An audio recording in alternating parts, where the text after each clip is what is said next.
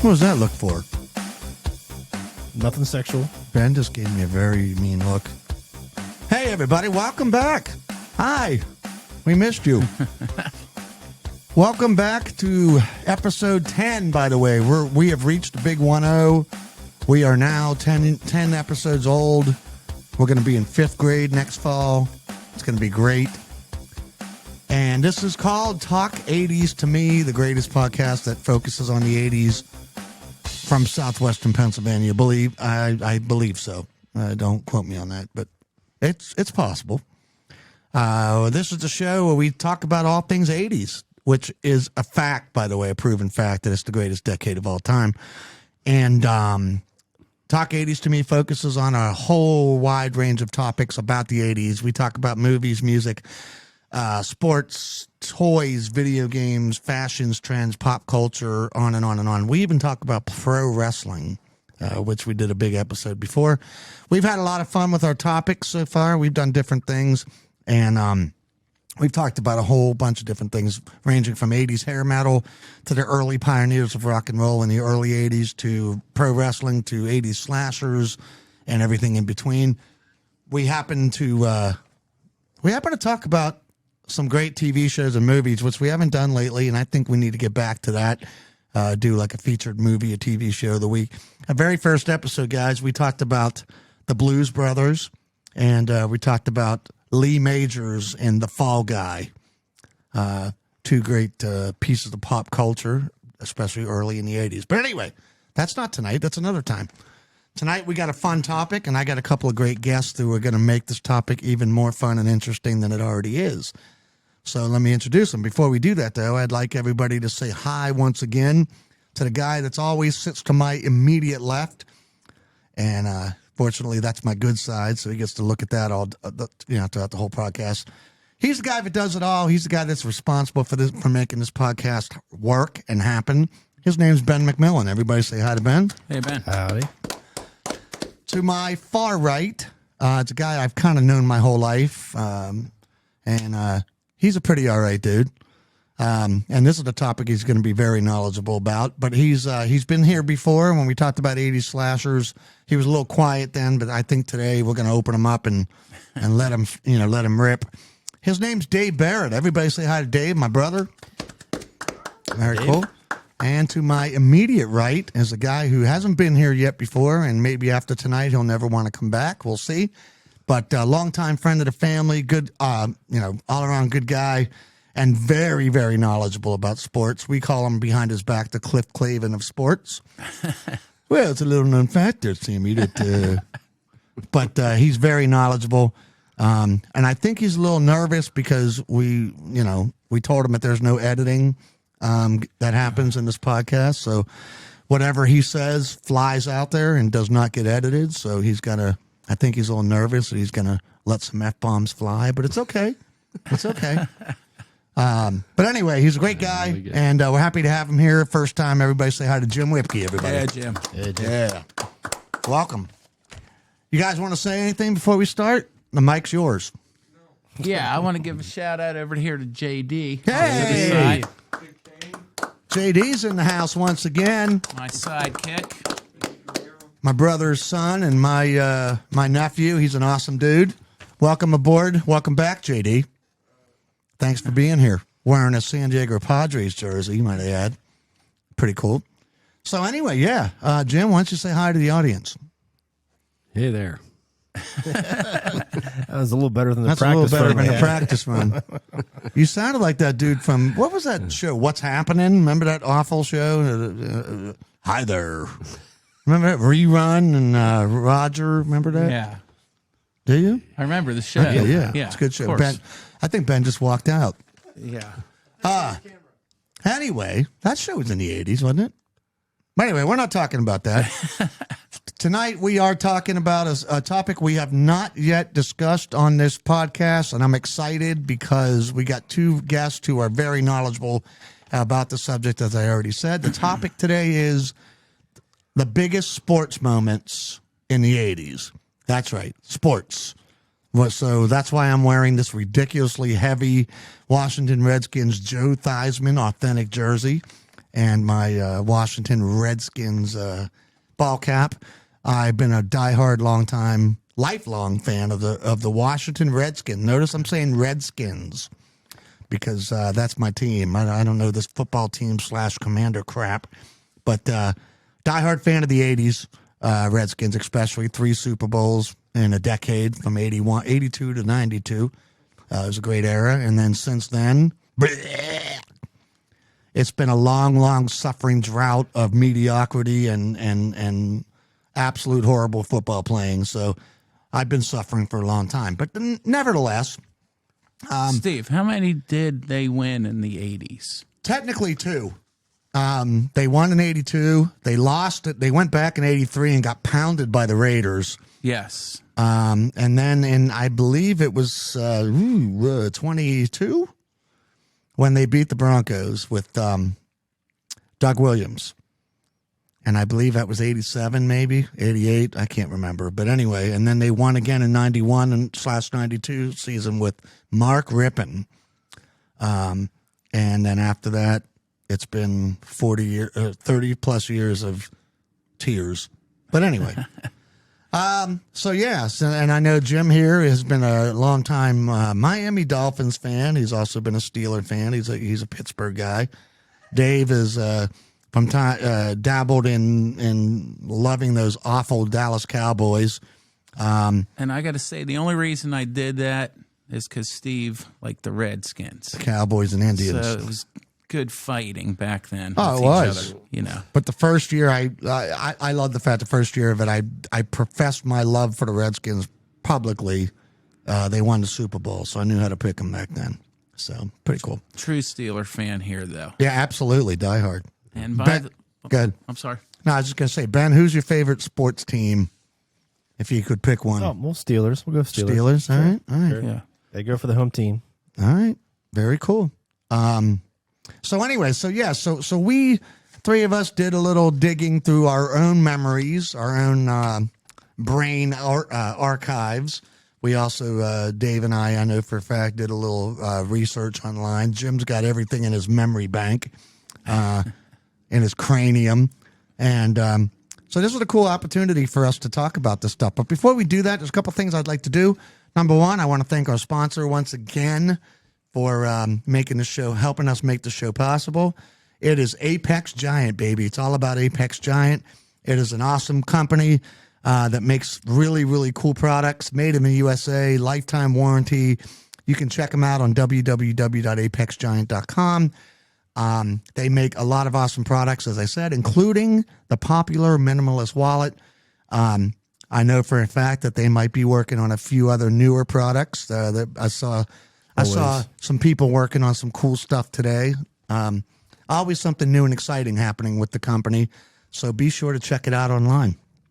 They got a lot of cool things going on.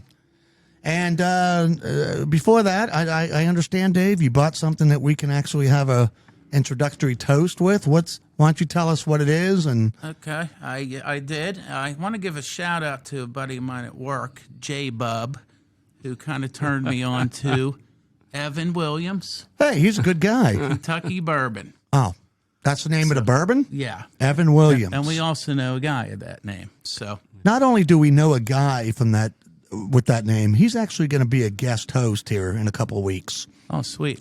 And he's So let's pass it around. Let's have a swig of this Evan Williams Kentucky bourbon. And I imagine it's nice and lukewarm, so it's gonna hurt even more going down. And I'll be last again, right? Oh, we're here. I'll make it nice for you. Hold on a minute. Here. What are you rubbing it on? You don't want to know. Smooth. Like Oh. it's a lot smoother than rubbing alcohol. Oh. When you say smooth, Is that another word for, oh my God, I'm going to throw up? yeah, that's not smooth. Maybe an acquired taste. Then, Yes. Huh? Yeah. Acquired. Right now, I can honestly say it, but I don't like Evan Williams. Not the guy, but that. Ooh. All right. Glad to wake you guys up here. Everybody's chasing it down with water and everything else. Ben looks like he's going to barf. It didn't work, did it? All right, guys. Well, let's get into this. We're going to Listen, there's not going to be any countdown or any formal thing like that. I wanted to start off by saying that what I did was I went online. ESPN.com is pretty awesome. Actually, shouldn't surprise anybody that we're going to be talking about a lot of stuff that was easily found on ESPN, which I think we can all say is the juggernaut of sports information. They have been. The one thing I didn't look up was when ESPN actually started, but I think it was in the 70s. Well, it was in late 70s. Yeah, okay. So they've been around for a long time, and especially during the 80s, I believe, but that's when they started really, hitting their stride with wall-to-wall coverage of so many awesome things. So they picked a good decade to kind of find themselves because there were a lot of incredible memories that came out of that. So one of the things I wanted to do is just I was going to mention some of the ones that they listed. They have a section on their website which lists the biggest highlights, again, not in any order, but the biggest highlights from each decade. And when I zoomed in on the 80s, I was pleasantly surprised to see they had more than 40 big highlights. Now, I'm not going to list all 40, but I did want to mention some of the highlights, and I thought maybe we could get your thoughts or opinions on it. And then when I'm done with this, then you guys can share any that maybe we left out that that you remember or that you have. That cool? Yeah.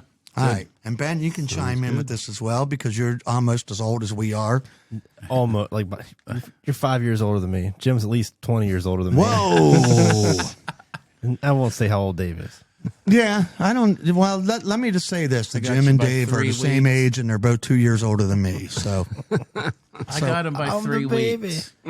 3 weeks. you are the baby, and I'm not the oldest. First time I think ever on this show. This is a historic moment that I'm not the oldest guy here. So thanks, guys.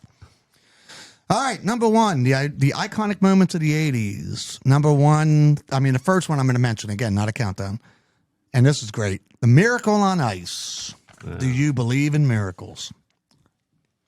And let me just say here, it was an ice hockey game during the 1980 Winter Olympics in Lake Placid, New York, played between the hosting U.S. and the Soviet Union on February 22nd, 1980, during the medal round of the men's hockey tournament. Though the Soviet Union was a 4-time defending gold medalist and heavily favored, the U.S. upset them and won 4-3. You guys have any thoughts or opinions on that? I was 7 years old. Wow. It's always voted number one. I know ESPN Oh, yeah. it was voted number one. And what was the most famous thing to come out of that game? What was the saying? Do you believe in Oh, miracles yeah. with Al Michaels? Yeah. Yeah.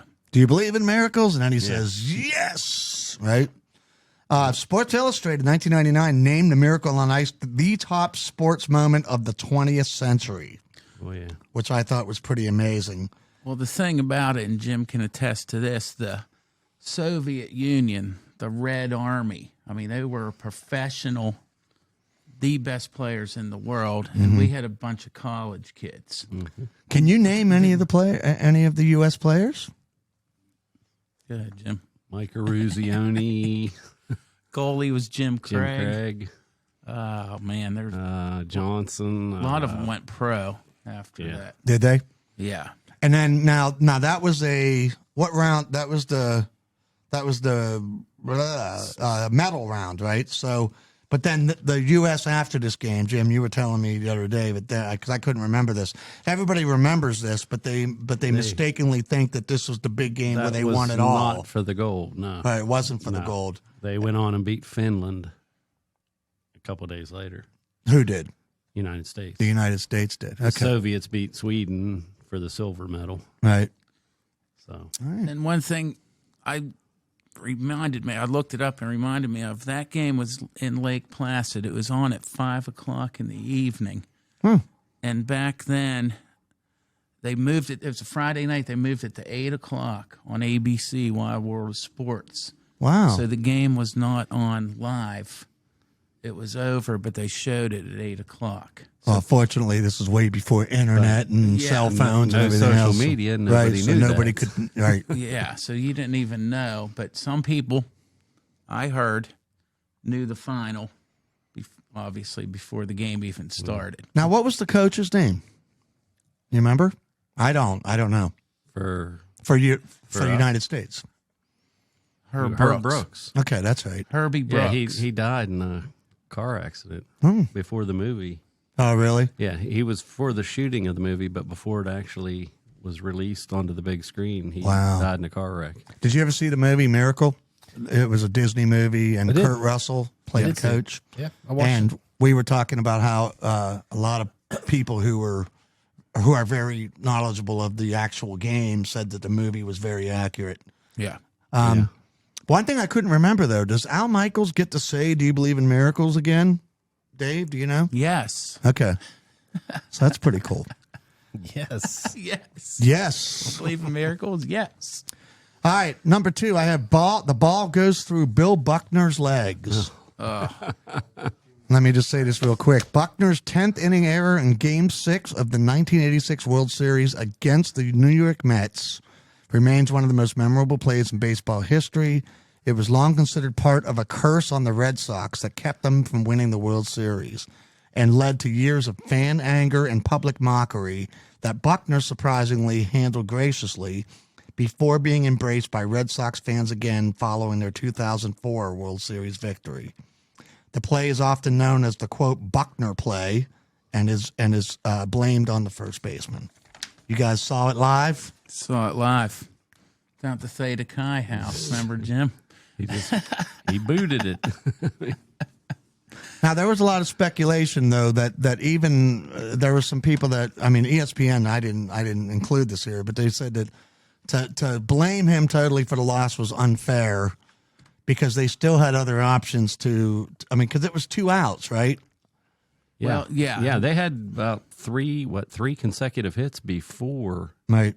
that happened. They Right. had, I think I heard one time they actually had 16 pitches that they could have ended the game on before that happened. Right. And- And a lot of critics are saying that, unfairly Buckner solely blamed Well, for and that. it was Game 6 too. They still had Game 7 and they lost. And the other thing is I forget the manager at the time, Buckner, both his knees were so bad. Remember that, Jim? Yeah, he could he barely could hardly walk. But he was a great hitter still. Right. So they kept him in there for offense. If you see the replay, just a slow grounder. I mean, Yeah, I mean, like it wasn't a hard hit at all, his right? knees were so bad he couldn't bend He couldn't down bend and down. had trouble. And that was great if you're a Mets fan, which I wasn't. Right. Anyway, Do you know any Mets fans? I mean, I guess technically we do, Dave. yeah. I mean, most people I know that are New York baseball fans are Yankee fans. Not a whole lot of people proudly, publicly say they're Mets fans. But did you guys ever see the episode of Seinfeld where Buckner was on there? I don't remember it. Yeah. And I was a Seinfeld was a fan, great but episode. I don't remember that one. because I'm trying to remember what happened, but Kramer ends up throwing something between his legs and he missed it. I can't remember. It was part of the plot, and it was pretty good.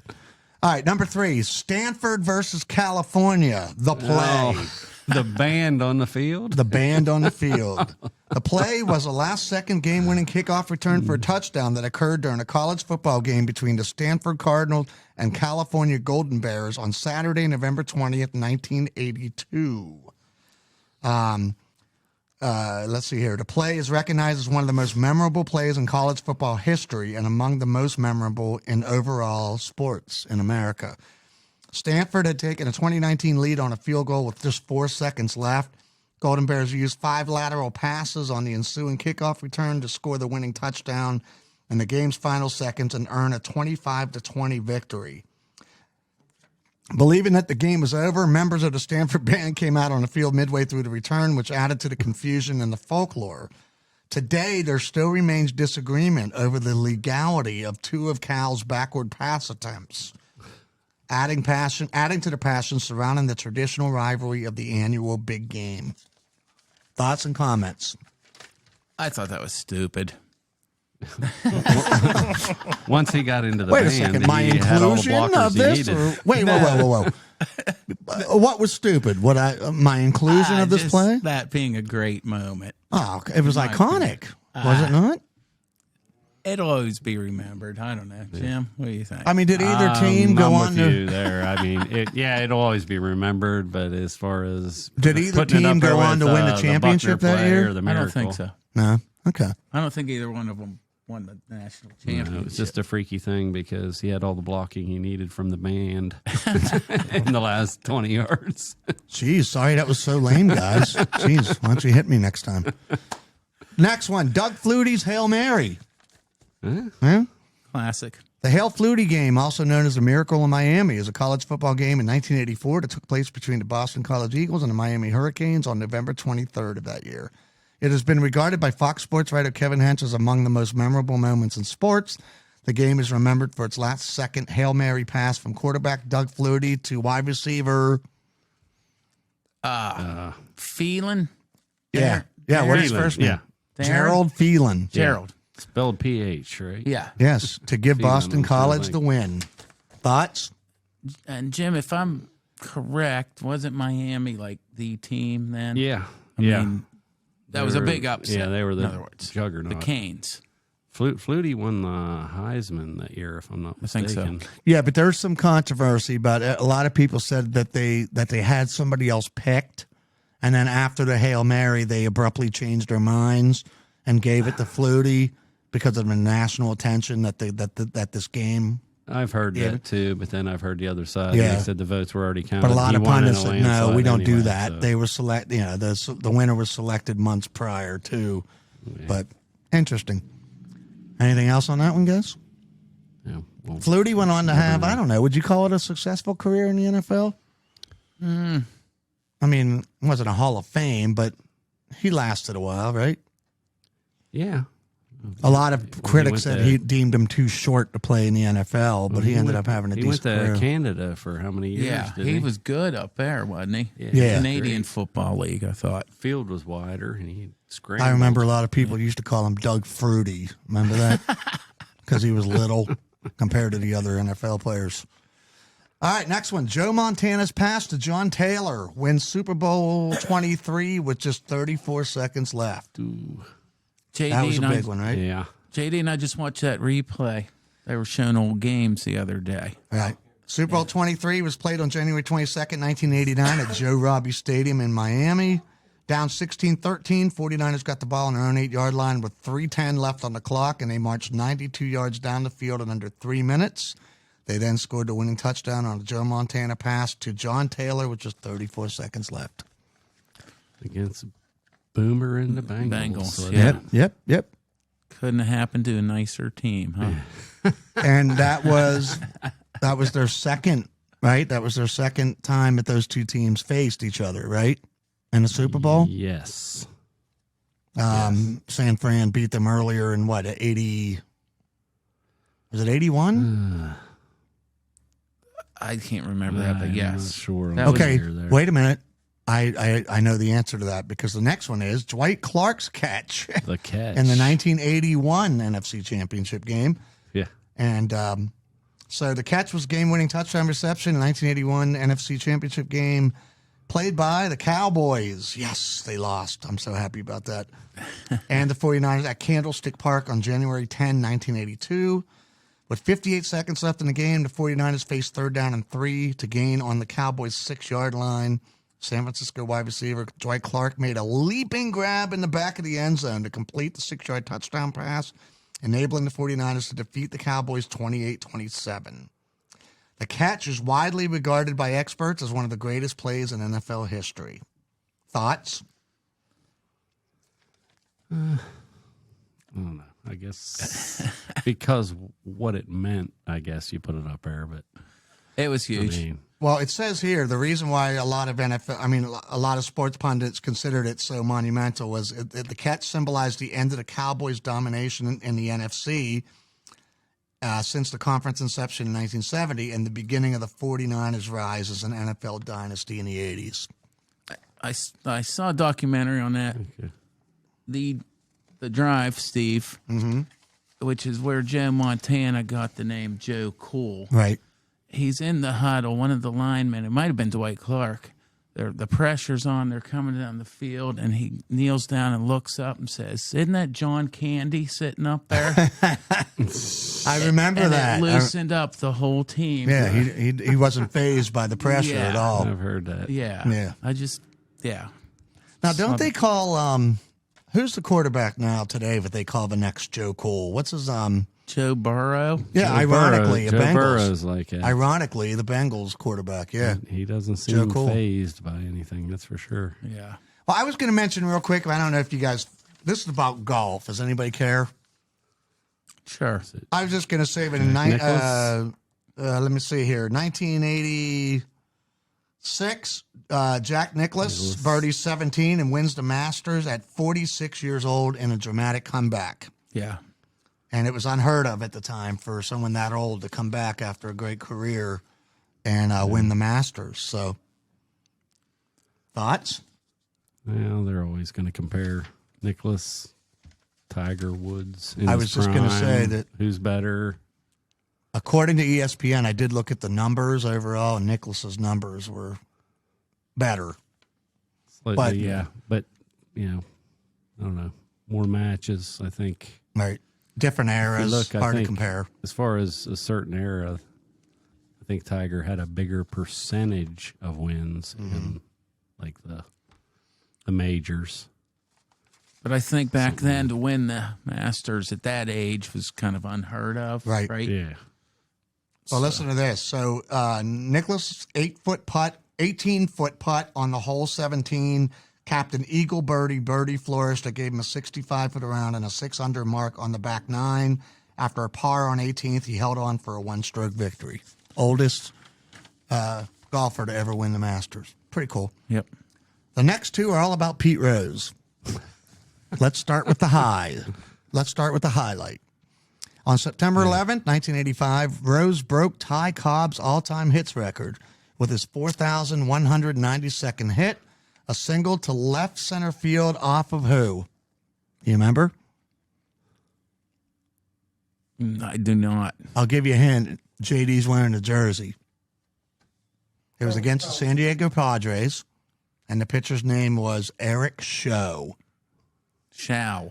Well, it says here. Really big shoe. A really big shoe. I do remember the guy, but I didn't remember him. Rose's record, Major League records all time. Most career at-bats, which you and I talked about before. There's a reason why he had so many hits, because he kept putting himself in the game as a player manager. He was a player manager. Right. He hit what? The last couple of years, he hit he hit 219, Yeah. 225. Listen to this. He has the record for most career plate appearances, almost 16,000. Yeah. That's insane.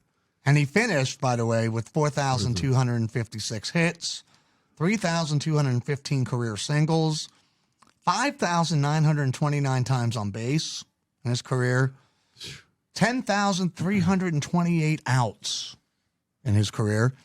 These are all records. Most career games played, 3,562. How is that even possible? Sheer longevity. You got to give the guy Most career winning games played, 1,972. Only player in the history of Major League Baseball to play at least 500 games at 5 different positions. Yep. First base, left field, third base, second base, and right field. Impressive. So, yeah, he has you can see on my list here. I know the people listening can't, but it's about 20 records that he has all time. MLB career. So he deserves to be in the Hall of Fame, right? Probably not, because of the next one you're going to say on the list, right? And now comes the low. I think he does deserve it, but go ahead. Amid reports that he had bet on baseball, Rose was informally questioned in February of 1989 by Commissioner of Baseball. We couldn't remember his name. Remember? And when I saw it made me mad. Peter Uberoth. Yep. Okay. And National League President Bart Giamatti. Mm-hmm. Yep. Rose, with his lawyer president, stated that he had bet on football, basketball, and horse racing, but he strongly denied the allegations of betting on baseball.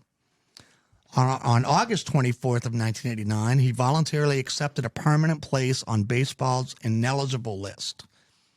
Rose accepted that there was a factual reason for the ban. In return, MLB agreed to make no formal finding with regard to the gambling allegations. According to baseball's rules, Rose could apply for reinstatement in 1 year, but Bart Giamatti said, quote, "There's absolutely no deal for reinstatement. This is exactly what we did not agree to in terms of a fixed number of years." This is interesting. In 92, Rose applied for reinstatement. Faye Vincent, remember that name? Yep. Who, as deputy commissioner, had played a key role in negotiating the agreement banning Rose before becoming commissioner after Giamatti's death, never acted on Rose's application. In September 1998, Rose applied for reinstatement with Vincent's successor, Bud Selig. Bud Selig. But Selig also never acted on it, and he remains to this day ineligible. Thoughts and comments on those two stories about Pete Rose? He should be in the Hall of Fame. All right. I agree. I agree. I agree. Without question at this point. Best player ever. I know. You know. What do you say? Well, I go with the it's kind of like the steroid things, Right. I mean, it's I think it was Buster Olney or somebody like that said that, like Barry Bonds, they're not voting him in. They say, I think it was Buster Olney said he voted for him or something, and he said because he doesn't know who did it and who didn't, and they can guarantee there's guys in the hall Right. that did do it. Absolutely. I mean, so you need to just take that whole era in the Hall of Fame and put an asterisk there and say you can view it how you want, but this was the steroid era. It was part of baseball. Right. And, view it how you want. I read somewhere someone said that Rose should be in the Hall of Fame, but if you want to, put an asterisk by his name. Yeah. And make it clear that there was question not because of what he did on the field, but because of what he did off the field. Yeah. It's how do you feel about that? I think you should be. Everybody deserves a second chance. Period. I don't care. Short of murder and rape, everyone should get a second chance. He served his time, man. He's been waiting for a long time, and fans have been waiting for a long time. I think almost everybody I've talked to has agreed to that. Right. Yeah. I mean, what does the guy have to do? For God's sakes, he's been chokeslammed by Kane in like 3 WrestleManias. Damn right. Right, JD? He literally got chokeslammed by the big red machine, Kane, right in the middle of the ring in the biggest pay-per-view of all time. It's insane. But He did. do we believe him, though? Because he denied it, and then he came forward later and said, yeah, I did. But he still, to this day, denies ever betting on his team, the Reds. So knowing his track record of not telling the truth, do we believe this as sports fans? Or do we even say, who cares? Who cares? Who cares? Who cares? Put him in. Who cares? All right. Yeah, it's kind of like. I can just mention this one real quick. Bob Knight throws a chair. On February 23rd, 1985, Indiana coach Bob Knight was forever enshrined in baseball lore when he threw a chair onto the court during a game against Purdue. This happened just 5 minutes into the game. Very cool. Do you agree that that's kind of a memorable moment? Yeah. Well, I remember it, yeah. I think we watched it live even. For him, that might not even be, I've heard Right. But he's done a stories of lot worse. choking kids and everything else. Tensions were high, and he was issued a technical foul after screaming at the ref. However, he wasn't done, and then he did it. He picked up his chair and flung it onto the court. There were no benches, so chairs were the norm back then, or at least in this game. This particular chair was hurled onto the hardwood. This led to Knight's second technical and his ejection from the game. Purdue went on to win the game 72-63 in front of a very hostile and very angry crowd. So, interesting. Any other comments about that? He was kind of a lunatic at times. Here's the next one. Ready? George Brett goes nuts after being called out for too much pine tar. The pine tar incident. Yep, that's what it's called. What a classic. Controversial incident in 1983 during the Kansas City Royals and New York Yankees at Yankee Stadium on Sunday, July 24th, 1983. With his team trailing 4-3 in the top half of the ninth inning and 2 outs, the Royals' future Hall of Fame third baseman George Brett hit a 2-run homer off of Rich Goose Gossage, also a future Hall of Famer, to give his team the lead. However, Yankees manager Billy Martin, who had noticed a large amount of pine tar on Brett's bat, requested that the umpires inspect the bat. Umpires ruled that the amount on the bat exceeded that, allowed by rule, nullified Brett's home run and called him out. As Brett was the third out in the ninth inning with the home team in the lead, the game ended technically with the Yankees win. But what do we know? Do you guys know the outcome? The aftermath? I can't remember. The Royals actually got the win back. And I forgot about this. The Royals protested the game, upheld by American League President Lee MacPhail, who ordered that the game be continued from the point of Brett's home run. The game was resumed 25 days later on August 18th and officially ended with the Royals winning 5-4. I forgot about that. I did not. I completely forgot that it was reinstated. Completely forgot, too. Yeah. But everybody remembers the iconic video of Brett losing his crap. Picture him losing his mind, yeah. And flying out in the, that was a pretty legendary, iconic moment. And this is another, I've seen many replays of it. Jimmy, you might remember this, that Steve, they took the bat, Billy Martin, himself a lunatic. Oh, yeah. That could be another whole 80s podcast just on him. Just on the lunatics in baseball in the 80s? I think so. Yeah, and Billy Martin was the king. But they took the bat and laid it across home plate to measure it, the pine tar. So it couldn't be higher than the width of the plate. Right. And that's how they did it primitively back then. Wow. I recently saw that highlight, too. So George Brett's in the Hall of Fame. Well-deserved, right? Yeah. And Rich Goose Gossett, same thing.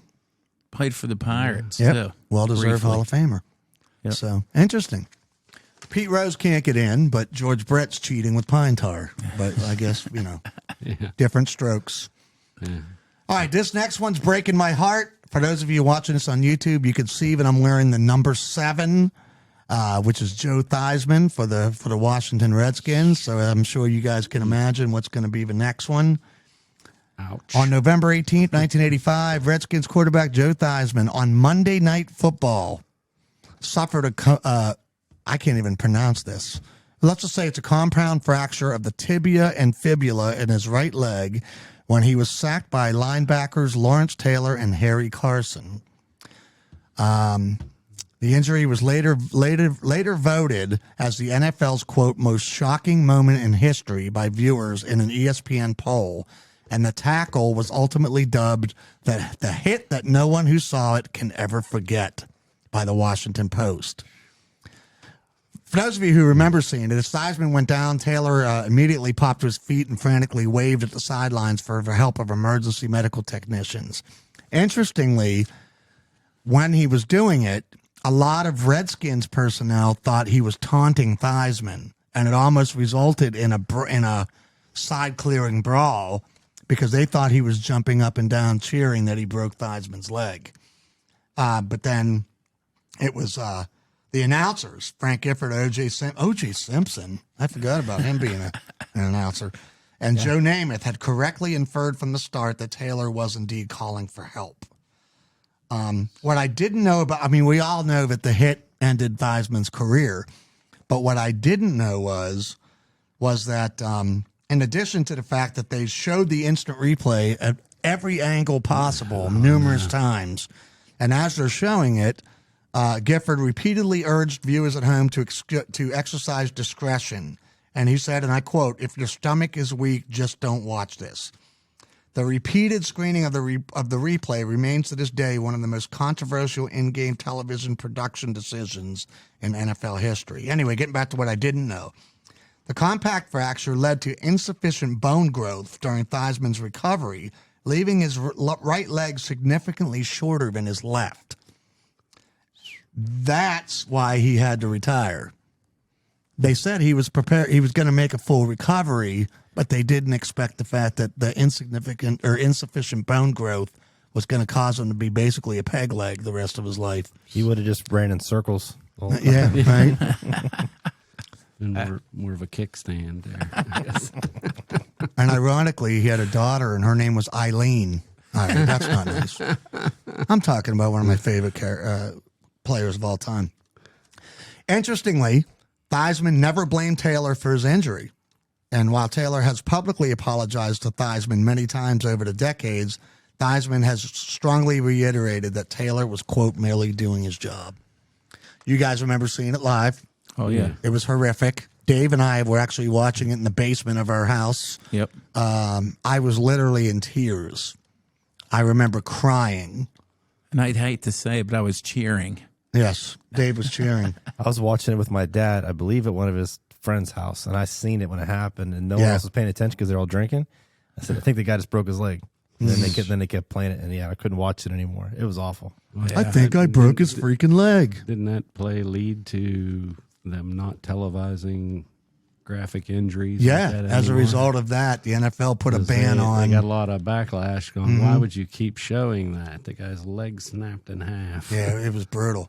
But on a happy note, backup quarterback Jay Schrader came off the bench and beat those dastardly Giants, thwarting the human Coke machine's plans to kill the quarterback. So they did call Lawrence Taylor the human Coke machine back then. I have no idea why. Anyway, Revved Didn't up like and ready to Pepsi. go. he didn't like Pepsi. Hey, wait, neither one of those are our sponsors. Can we be saying their names? All right, real quick. Next one. Kellen Winslow carried off the field after classic playoff game between Chargers and Dolphins. 41-38 Chargers in overtime. Winslow, 13 catches, I believe. Dan my. Fouts, quarterback. Dude, you're good. That's it. Listen to this. It was called the Epic in Miami. It stands out as the NFL's game of the decade, by the way. Played January Carried 2nd, off the 1982 field. in scorching heat at the Orange Bowl. Chargers 41-38 OT win is best symbolized by Winslow after 13 catches. I don't remember this. He also had a blocked field goal. Well, I remember I that. was going to say, he blocked a field goal in that Yeah. game. He also suffered a pinched nerve, severe cramps, and massive dehydration. Dehydration, Yeah. pinched nerve. After the game was over, he was carried off the field by his teammates. That's the picture you see. Yeah. Yeah. As usually they show. Dan Fouts is the quarterback. Legendary game, right? And I just remember it was one of the best games I've ever seen as a kid. Air Coryell. Air Coryell. That was the year before Dan Marino, right? I think David Oh, yeah. Woodley was their quarterback. Yeah. Him and Don Strock. Don Strock. They used both of them. Wait, this was oh wait, so it was between. All right, so they did beat the Dolphins, but that wasn't in a playoff game, was it? Yeah. Yeah. That was the first Yeah. round, I believe. Yeah, it was early. Okay, Not the wild card, but the divisional but round. San Diego obviously didn't make it to the Super Bowl. So who beat them then? It was 82. Was it It had to have been the Raiders. No, wasn't the Raiders. Yeah. Didn't they beat Raiders. Washington? Yeah, in they 82? crushed the Redskins. Raiders. I think so. Yeah. Wouldn't bet my money on it. Jerks. I think. Jerks. Okay, how about this one? Nebraska goes for 2 against Miami in the 1984 Orange Bowl and fails. Fails. Remember that one well, too. Watching live. Let me see what they say here. All the kicker, whose name was Osborne. It doesn't say his first. Oh no, Coach Tom Osborne. I I'm was going sorry. to say, Coach Okay. Osborne. Coach Tom Osborne was seeking his first national championship, and the Huskers were heavy favorites over number 5 Miami, which was appearing only its second bowl game since 1967. Freshman quarterback, who was it? For which team? Which, Miami. Freshman quarterback. is it Testaverde. Nope. No. Jim Kelly? Nope. Went on to play for Cleveland. of all teams. Kozar. Bernie Kosar. I was trying to think. Staked Miami to a 17-0 lead. Nebraska rallied the tide, but Miami surged back ahead 31-17 in the third quarter. Reserve running back Jeff Smith scored twice in the fourth quarter, including a 24-yard run with 48 seconds left.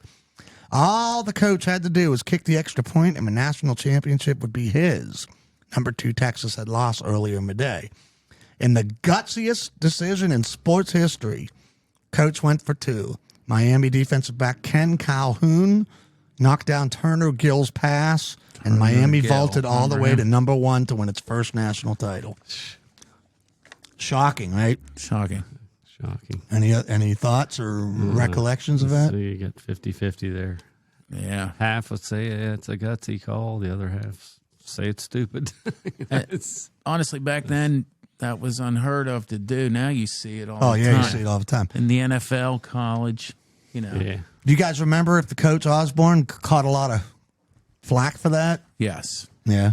Was he let go or fired or anything after that? Or? Nah, I don't believe. All right. Yeah. Anything else about that? He was around for a while after that, I believe. All right, let's move on then. Now, next one, I have 2 words for you. No Moss. Oh, classic. Right? Yep.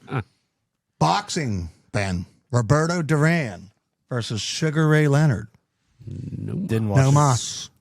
Duran defeated Leonard in June 1980 in Montreal by unanimous decision to win the World Boxing Council's welterweight title. The rematch came just 5 months later at the Superdome. ESPN asked, what really happened when Duran quit with 18 seconds left in the 8th round? He always Stomach claimed cramps. stomach cramps. Yep. Some say he just Stomach grew cramps. frustrated with Leonard's dancing style and distance attacks. ESPN says you decide what happened. Getting smacked in the mouth from outside. And Frustrated. that's when he said that to the ref, I guess. Yeah. And he said, no Moss, no more. And I'm done. I always liked Duran. Jimmy and I watched a lot of fights back in those days. I liked Roberta. Hands of Stone. Roberto Duran. Hands But of he stone. just said enough. Right. You know, was done. It was a shocker. And at of the course, time. Sugar Ray went on to have a phenomenal career. Yeah. I mean, he had a good one leading up to this, but that seemed to really take him off, right? He had a great decade in the 80s. Yeah. When was I always there- remember the Hagler Leonard was a classic. yeah. Yeah. I don't know if that might have gone into the 90s. So. Yeah. Yeah, because it wasn't listed on the 80s. Yeah, by yeah. ESPN. That had to be. So who was a better fighter, though, at that point? I mean, obviously, Duran lost, but who was a better fighter up to that point? Wasn't it that Duran was favored, right? Or- Well, they were 2 totally different styles, Yeah. right, Yeah. Jim? Yeah. Duran was just a Power brawler. more. Yeah, he's a He was Sugar Ray was a pretty street boy, brawler. Okay. you know. Would you say that Sugar Ray was one of the best boxers to come out of that era?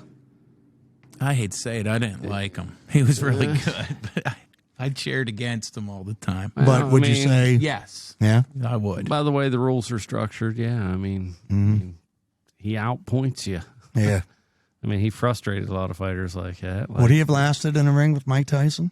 I'm just kidding. yeah.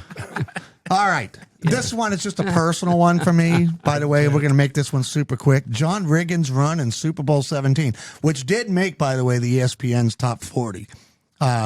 Super Bowl between the Skins and Dolphins played on January 30th, 1983 at the Rose Bowl in Pasadena, California. Miami built a 17-10 halftime lead with Jimmy Cephalo's 76-yard touchdown catch and Fulton Walker's 98 kickoff return. With 10-10 remaining in the game, the Skins were trailing 17-13 and facing 4th down and 1. At the Dolphins' 43, Riggins was given the ball. What was his nickname? Do you remember? Diesel, baby. Diesel. I thought it was Rigo. Well, he had a lot of them, but Diesel. Diesel broke through to Miami defense. Do you remember the famous that one guy could have tackled him, but instead of going for his, what did he try to do? He tried to tackle him from the up high, right? up high. And Riggins shook him off like a bad case of fleas, and he ran probably one of the slowest runs in Super Bowl history. Riggins was white and not fast. Let's just put it that way. He ended up, by the way, real quick, with the MVP. He was the MVP of the game, finishing the game with 2 new Super Bowl records, the most rushing yards with 166 at the time, of course. That's been shattered since then. And the most rushing attempts, 38 in a Super Bowl game. He was the first player from an NFC team ever to rush for 100 yards or more in a Super Bowl. He had the most. He had. Listen to this. He had more total yards from scrimmage, which was 181, than the entire Miami offense in that game. Yeah. Pretty awesome. Yeah, Miami was crushed by that too, because the next year they wound up having to get the next to last pick and taking that Dan Marino guy. Which, by the way, is crazy because the Redskins, if they wouldn't have taken him, the Redskins would have been next. And Joe Gibbs already said we had Theismann. We wouldn't have taken him. So he would have gone to the second round. There was 28 teams then. Yeah. They were the only team that didn't pass on him. And Gibbs said if Miami hadn't taken him, Dan Marino would have gone to the second round. Isn't that crazy when you think about his career? It's insane. Okay, last one I have on here. Mike Tyson destroys Michael Spinks in how many seconds? Do you remember? A minute 31. 91 seconds. 91. In the 1988 heavyweight title fight. Better known as a minute 31. Billed as once and for all, this fight was a professional boxing match. Took place on June 27, 1988. Both fighters were undefeated going into this match, and each had a claim to being the legitimate heavyweight champ. At the time, Tyson held the belts of all three of the major sanctioning organizations, which were the WBA, WBC, and the IBF, while Spinks was The People's Champion. the People's Champion. You're right. He was the Ring and Boxing Illustrated magazine champion, and he was considered the lineal champion. The fight was held at Convention Hall, Atlantic City, New Jersey. It was at the time the richest fight in boxing history, grossing some $70 million, of which Tyson earned a record purse of around $22 million and Spinks getting $13.5 million. Tyson won the fight, knocking him out cold in 91 seconds. Thoughts and comments? You want to go or you want me to go on this? Because we both got stuff to say on that, probably. Yeah, Jim and I were talking earlier. We went to see that live, the old Civic Arena, the Igloo, okay? Back then, we had to pay $50, which is unheard of. It was called closed circuit TV. You remember that, Ben? Not They didn't have pay-per-view. pay-per-view. And so we went and watched it live. And On a giant screen, right? Giant I mean, it's screen. huge. The old It's Civic like two Arena. of them, one on each end, I Yeah. think Right. is the way it was. If I remember. And you said there were a lot of people that went to that, right? Oh, It was yeah. packed. packed. Yeah. We barely got our beer and sat down. It was over. That's what I Paid say. $50 we bucks. blew the foam off a beer and they went ding, whack. Wow. Wow. Okay. Jim, you can tell this story. You remember I'll never forget when they came face to face. The referee was giving them the instructions. Yeah, Tyson come in with he was, the no Robe. no socks or anything like that. And since he walked, I remember looking at you going, Spinks gonna lose. Because I was like, He was a big Spinks fan. I was hoping for an upset. Spinks would not. Tyson came in, no robe, no socks. The black trunks, right? The Black famous black trunks. trunks. Staring Spinks down. Spinks would not make eye contact Yeah. with him. He was beat before scared it to started. death. Scared to death. If you go back and ever watch that fight again, though, you can see he knocked Spinks down. He hit him, and when Spinks got up, he said, Spaghetti I legs. have He no was done. chance. And you can see him In just hell. goes across. He just throws a hayraker at him. Yeah. Just says, I'll just throw Put it. me out of my misery. I'm going to get this over with. He throws a hayraker. Tyson uppercut. Bang. Good night. Wow. Now, was he at the time being managed by Don King? Or was this pre Don King era? That was Customato was. Yeah, I don't his know if Don coach, King was his was it? promoter yet or not. He the one who ruined him. You mean Yeah, basically? yeah, basically, yeah. But And yeah. then he obviously in the 90s became, for both highs and lows, you could say, for Tyson, right? I mean, not only was he just a monster and just knocking people out in record time, but then he got upset. They consider it one of the biggest upsets in boxing history, right? Well, Big fat Buster Douglas. Well, Fat Tyson too. He Yeah. gained 20 pounds, stopped training. And then I remember an interview with him. He said he got gonorrhea or something. He got an STD right before the fight. He said that in an interview, and that kind of took him off his game. I'm like, yeah, you think? Yeah. But We watched every one of his fights, his entire career, starting in the '80s, and just a bad man. well, and that's cool because you could probably watch most of them, and like if you put all of his fights in the beginning of his career on like a CD, it would take about 30 minutes.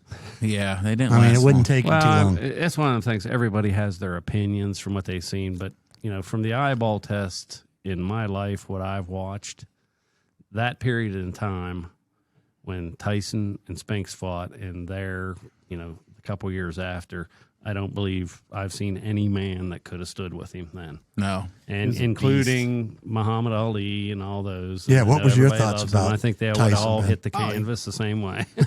He Yeah. was just a machine, just a beast. I mean, you could see it in his face. He was scary, wasn't He he? was I mean, scary. he looked like he was going to kill you. I mean, oh yeah, You know, boxers look tough when they came in the ring, but he had a different savage look to him. Like, I must kill you. You know, I mean, like there was no other. I mean, it was very scary. He was probably the most intimidating man in sports history, man. But to see him today, to hear him talk and do interviews, and it's amazing. That's the same person. Yeah, that's it really is the same person. Yeah. Now, so this is my favorite. This is going to be my favorite question because this has been the age-old, decades-long debate that has really sparked a lot of anger from people. But here it comes. Ready? Muhammad Ali in his prime, Mike Tyson in his prime. Mike Tyson. Who wins? Mike Tyson. Tyson. Really? It's that easy? He's that aggressive. Like No doubt in my mind. Bulldozer. You would not have stopped him. No. I mean, that's not to slight Muhammad Ali. No. I mean, at all. He was one of the greatest ever. I just believe it in that period of time Right. there. You know, and people say, oh, yeah, but what about Lennox Lewis, knocked out Tyson? That was years later. I'm saying in that particular time, that couple-year period, there was no man I've ever seen that was going to beat that guy. And guys, that's when boxing was so fun, wasn't it? Exciting. Yeah. We got hyped up for every Oh, fight. yeah. Once Robin Givens got a hold of him, and she Well, wrecked seriously. him, and Yeah. What Tyson, it became his boxing bouts almost, and especially the pay-per-view ones, the big ones, almost felt like a WWE thing. It felt like a three-ring circus. I mean, there was so much media coverage, and there was like they would have like the weigh-ins and stuff, and everybody. I mean, people were terrified of Tyson, but they also wanted to tune in to see just in case if he would snap like a rubber band and do something crazy. I mean, the man was totally unstable, and it made it fun.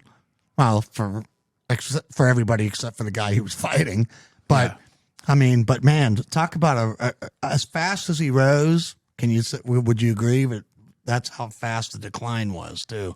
I mean, Yeah. well, Did you guys when watch that? Holyfield beat him. I mean, he ducked him for a few years till he knew he was beat down, and he was done. He said, "Okay, now I'll fight him."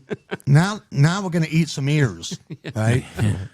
So did you guys watch that one-man show thing he did? No. You have to. I don't know if it's on Netflix or HBO or something, but it's just him on stage talking, and it's all. You got to watch it. I don't want to talk about it. It's way more entertaining than you would expect Mike Tyson to be on stage. If Is you it guys like didn't watch funny? it, Is it like a stand-up, or is it? it's a little bit of everything. It's it's his history. It's like where he's made his mistakes. He's very humble. Very intelligent speaker, He's isn't he? way more intelligent you than wouldn't you think. I mean, you just think That's what I was surprised by, like how intelligent and how he chose his words and how he told his story. Just his storytelling ability, and he's telling his own story. You don't heard us talk about yourself. Yeah. To go through everything he went through, and then be as humble as he was, and talk about his life story was pretty entertaining to watch and funny. You got, I'll find you got to watch it. It was a couple of years ago. I saw that was on. I didn't see it. Yeah, it Howard was entertaining. really good. Howard Stern had a great story one time where he got a phone call, and the guy, and it was Mike Tyson, and he hadn't met him yet in person, and this guy was like, "Hey, Howard, how you doing?" And Howard's like, "Who is this?" And he didn't know, but he was talking to he was talking to Tyson, and he says, "Well, I just want to tell you, you know, how much I love your show." And he's like, he started making fun of him on the phone. He was like, "You know, you sound like a little sissy boy with that lisp." And then he goes, "You can tell me who you are?" And he said, "Yeah, man, it's Mike Tyson. I'm going to come see you tomorrow at the studio." You know, and he's like, "Oh my God, he's going to beat my ass." But yeah, talk about with his voice and his lisp. And then you combine that with just the ferocious savagery of his fighting, you know. It's crazy. He definitely will, I mean, 100 years from now, will be one of the top 10, right? Iconic character, sports figures that people will be talking about and learning about for centuries. I 100% agree with Ben, though. Yeah. I mean, I watch anything I see him on because he's a very, I don't know, he's very mesmerizing. Yeah. Like, to hear him talk. I mean, he's intelligent. What he says, he draws me in. That's for JD, sure. how about when he confronted Stone Cold Steve Austin in the middle of the ring? Oh, man, that was scary. They got in a big fight. That drew so much media attention. It was insane. Austin flipped him off in the middle of the ring, and Tyson pushed him. And next thing you know, there's 50 people trying to keep them separated. It was pretty awesome.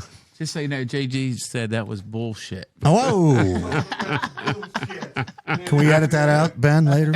No, Hey, how are we on time? I think we're doing all right, right? No, it's an hour and 12 minutes already. Nice. That's bad. No, that's good. It's Mike. It's called Undisputed Truth. It came out in 2013, and it's in a couple places you can watch it. So Nice. Undisputed Truth. It's pretty good. Undisputed truth. I want All to right. see that. And by the way, all these sports moments, by the way, you can read about them like Wikipedia. There's tons of sites and everything that you can learn more about the history of all these things. But also YouTube has pretty much all of the ones that I mentioned under the ESPN.com site that I got these stories from. There's a link where you can watch the play, the catch, the drive, the Mike Tyson Spinks, debacle.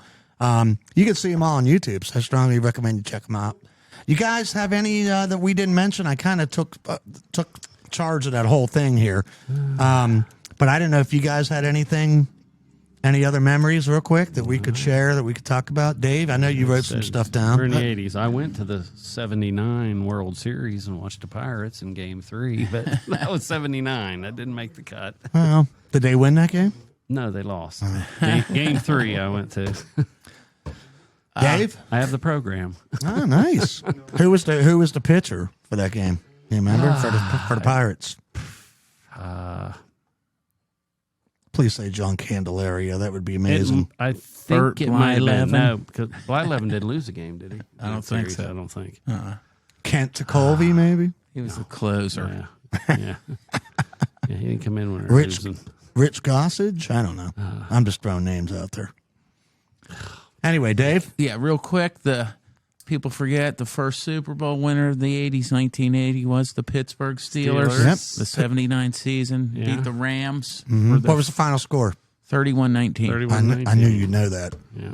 1984, Mario Lemieux drafted to the Penguins.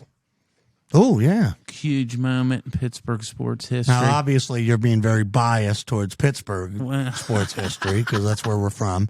But yeah, so what about we didn't mention ESPN didn't mention it. The most dominating team polled the Chicago Bears, 1985, right? Considered the No greatest question. team. Yep.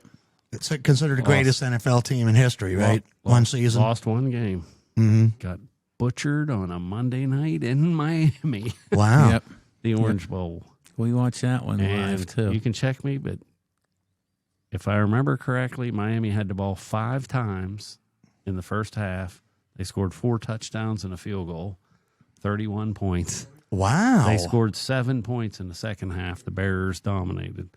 And they always say that the mistake they made was blitzing Marino the first half, and he just carved them to pieces. Wow. So because they didn't check their egos at the door, they thought they were Super Bowl shuffle too good. Yeah.